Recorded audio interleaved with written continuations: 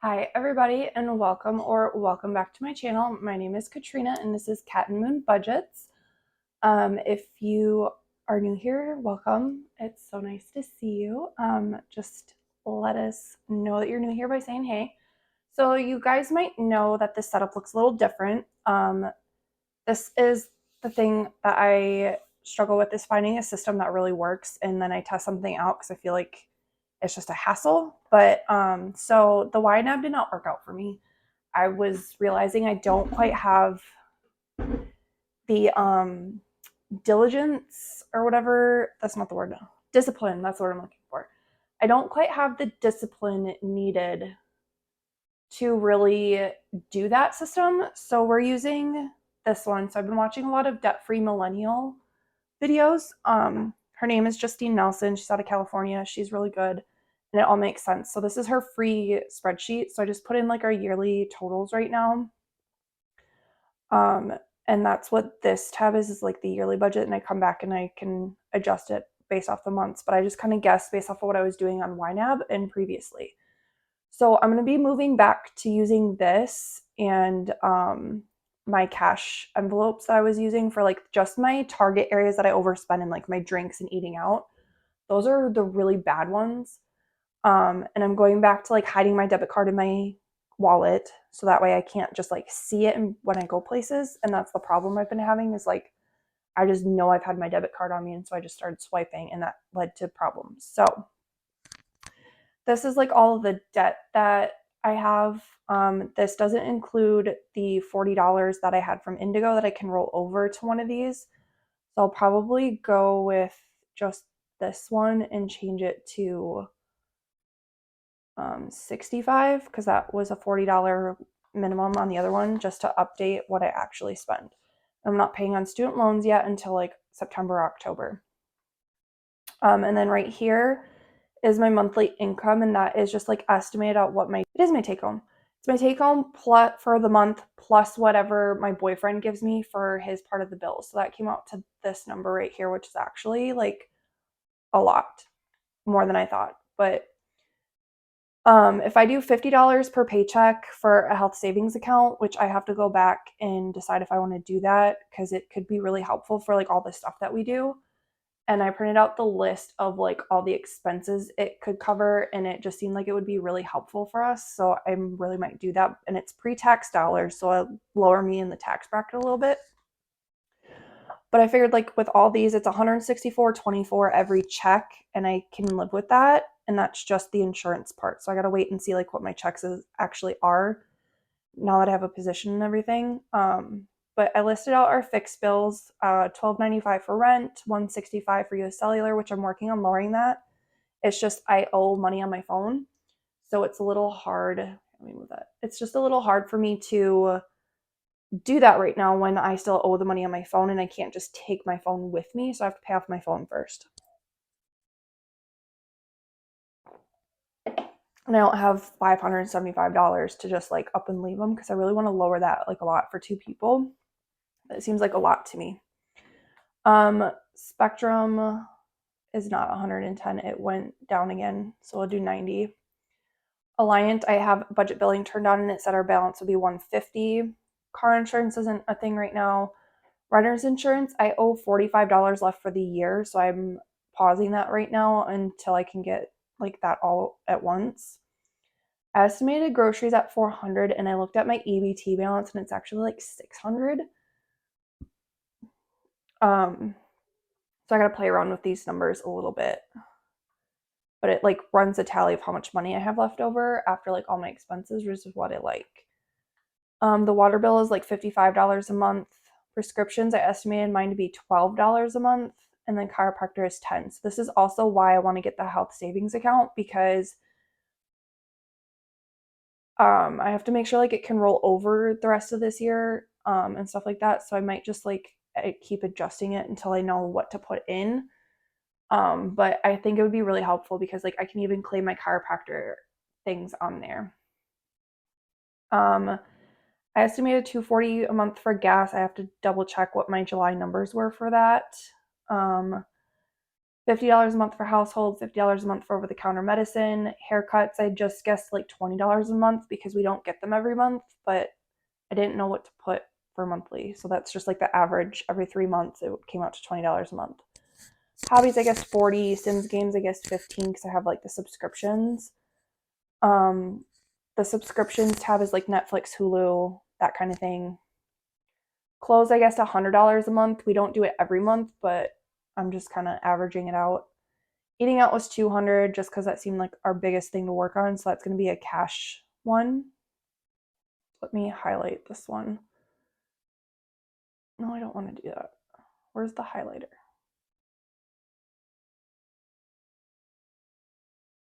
Actually, we're going to fill this one. We're going to go like this. We're just going to fill the background with a yellow. So that way I know to like keep an eye on it. Business costs every month is $30. That's just for like the basic subscriptions. And I don't think that included the P.O. box. So I got to update that. So I'm not making any money on the Cat and Moon budgets yet, but that's okay. I did have a good month for the month of July.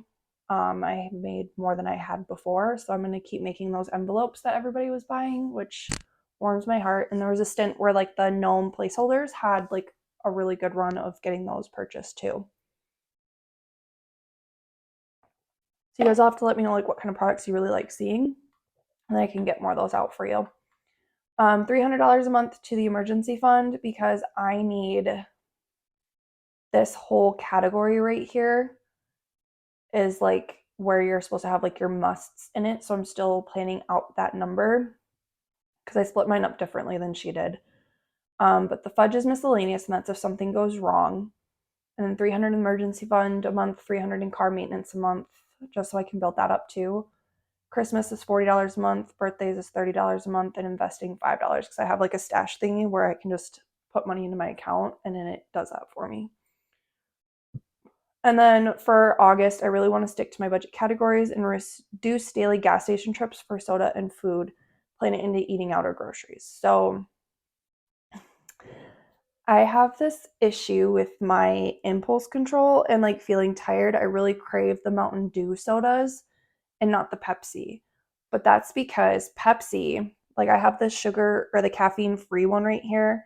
It has like 41 grams of sugar, but it has like 35 milligrams of caffeine usually, whereas like Mountain Dew has like 90, like so much more. So my body's craving that. So I'm trying to like sweat it out kind of sort of, which is why I got this like caffeine free one. So I get like my dopamine hit of the soda is what's causing it, but I don't get the caffeine that like really messes with my brain because I got really sick yesterday and it was like a combination of my cold, my meds, caffeine, and just not feeling well.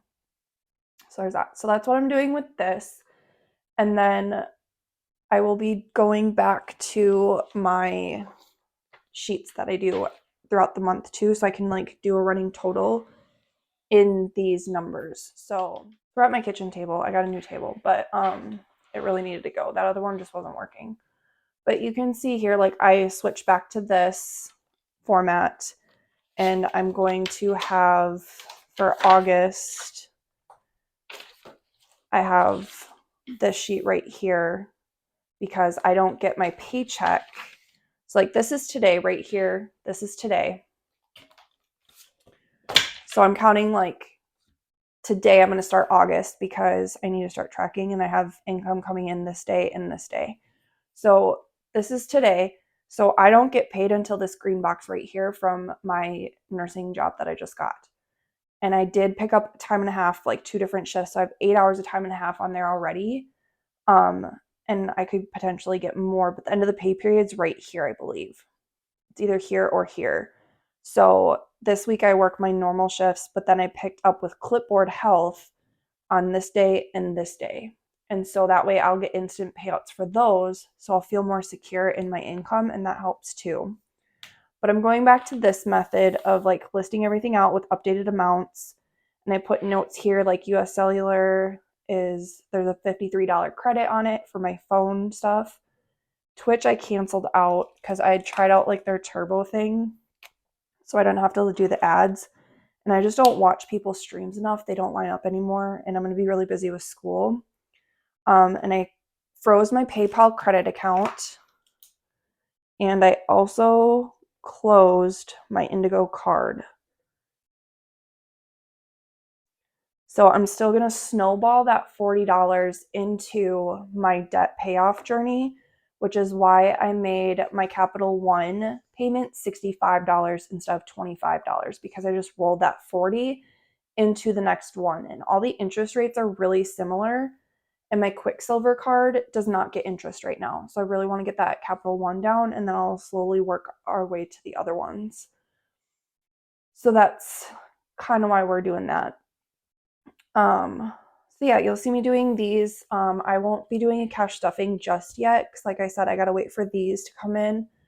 And then I'm expecting the 18th, I think, maybe, no, the 11th. I should get an email payout, but that's gonna go right back into the emails.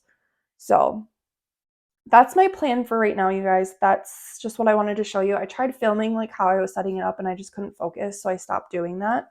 But if you enjoyed this video, my timer went off and cut us out. Please be sure to give this video a like, comment on it, subscribe if you're new here and you really like this type of content, and you're going to follow me with my journey of becoming credit card debt free so far.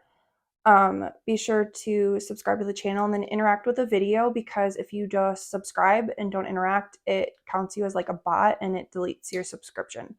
Like, it doesn't count as a full viewer or subscriber. So be sure to do all that, and I will see you guys in the next video. Bye.